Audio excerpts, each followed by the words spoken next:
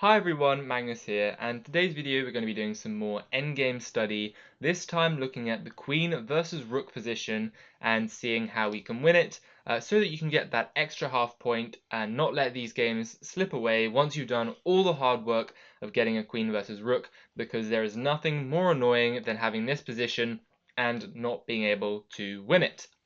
So, my first question for you guys is whether or not the current position that you're looking at is actually a win for white or if it is a draw. Now, I'll give you a couple of seconds to make your decision on that before showing you that actually this position is a draw, even though it looks like white can make progress for a long time. So, the only drawing move for black is this move rook to h7 check. The king starts to move up the board, the rook continues to check the king, and once you get to this position, you may be thinking, well, looks like the rook's out of moves, it's going to have to move somewhere away, then I'll like check the king, pick up the rook somehow, and white should win the game. But actually, black does have one more check, but after the move king to h6, it may look like black is completely out of checks here, and you might be thinking, okay, it looks like, white's just going to win the game. This is easy, and, winning queen versus rook should be no problem. But actually, black has a great move here if you want to try and find it, and that move is rook to h7 check, checking the king and trying to get the king to capture the rook with this classic stalemate that you'll probably see all the time in early beginner games where they move their king in somewhere like f6 and deliver a stalemate. And now you may be wondering, okay, but I'll just move my king into f6 this time rather than h6, what's even the difference? Well, now all of a sudden rook g6 comes and you get the classic beginner stalemate. So, in actual fact, even though white is up a queen versus the rook in this position, this is actually a draw for black. So you have to try and avoid these situations where you might get these kind of stalematey looking positions and allow black to get fortress. And of course, one more thing I should probably cover is that you definitely cannot go over to the e file, because then you will lose your queen via a pin. Okay, so now, moving on to the second puzzle position of this episode. The question is white winning? And I think this one is a lot more clear that white has got great winning chances, rather than the other one where we had that stalemate position with the white king all the far away in the h1 square in the corner. So, question is, how does white effectively deliver this checkmate? Now, you may have seen the first move, queen to e5. That doesn't give too much away. Let's say that black moves their king to a7. The question is, what is your follow-up? And the goal of these endgames with the queen versus rook is that you want to try and prize the king away from the rook to a point where the rook has nowhere to go that is next to the king, and you put black in a zugzwang, so they have to move the rook away from the king, from which you can then pick up the rook with some kind of fork, and then check and collect the rook. So yes, the first move is queen to e5, but after the move king to a7, the question is, what is your next check going to be? Now, in these queen versus rook endgames, you often want to take advantage of the queen's ability to move as far and nimbly across the board as possible. And people may be attracted to this move, queen to a5, but this actually doesn't make progress because these checks would just simply repeat moves.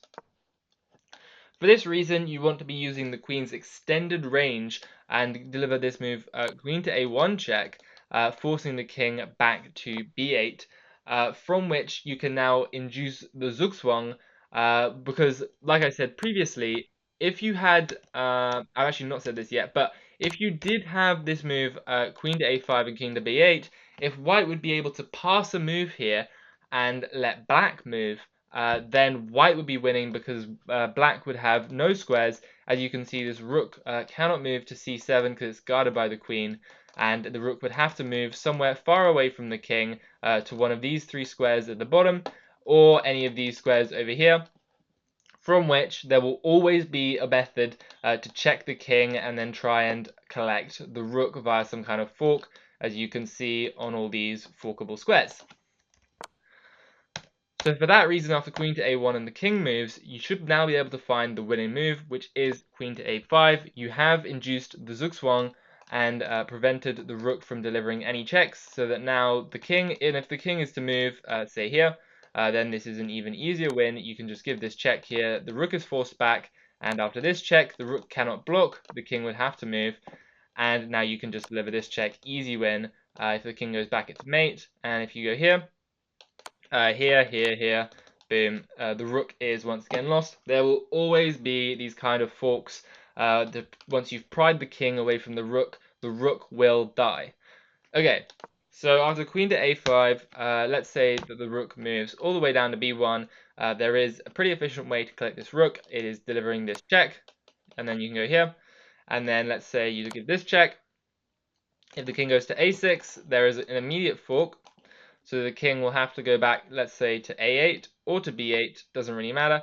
If the king goes to either square, here or here, you can deliver this check. And then once the king moves back up, you actually have this queen h7 check.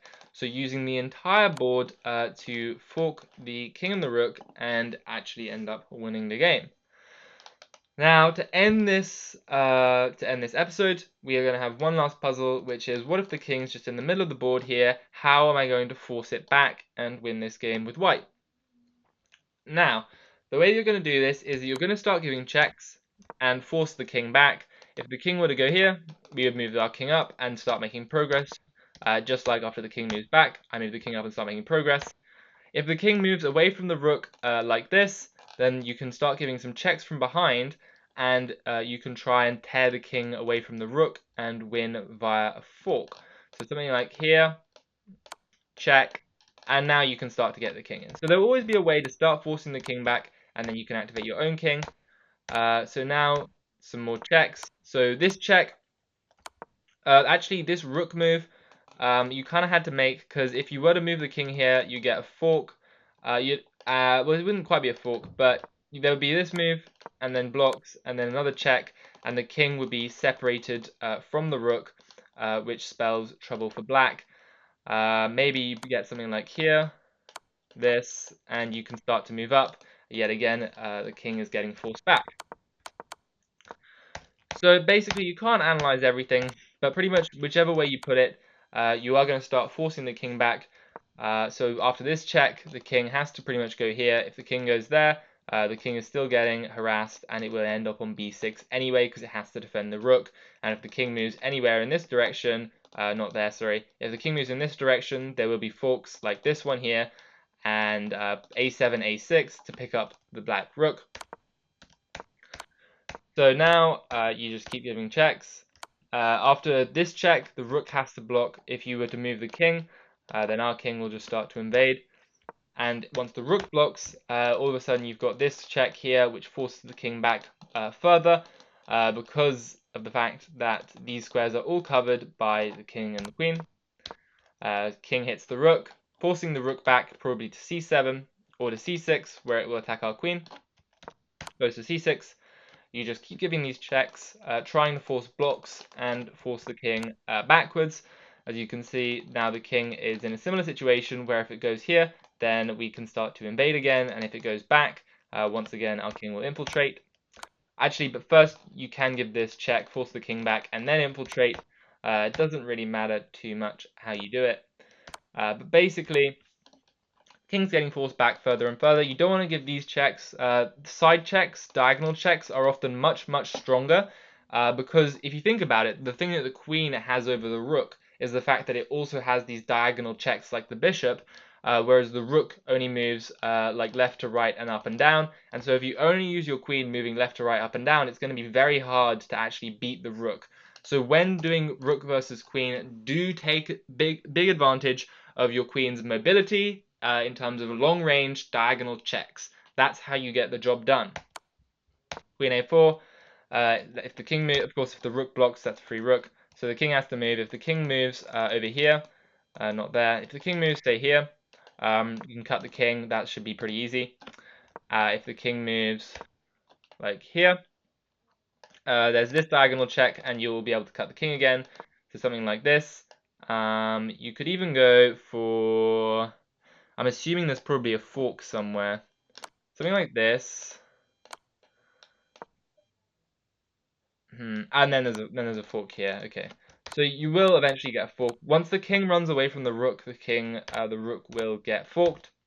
So the king always wants to keep close to the rook, but we are going to prize the king from that rook.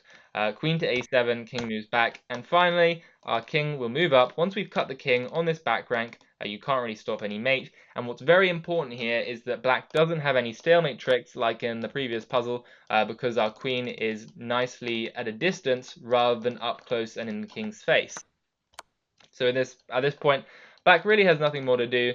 This is going to be mate on the next move.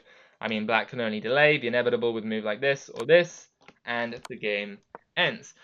So I really hope that you guys did find this informative and do end up winning games like this. In your own positions, be that like in classical or in rapid games, or even blitz for that matter. Just making sure that you don't let these good points slip. And also, more importantly, just having the confidence to know that if you do transition into one of these endgames, then you have got the ability to win them, because that way you can actually plan ahead in terms of simplification and actually trying to play the best move earlier on. Because you don't want to be in a position where you're like, oh, I don't know how to win with queen versus rook, so I can't liquidate into this winning position. So, if you guys did enjoy this video, please do consider liking and subscribing, and as always, I'll see you guys in the next video. Bye!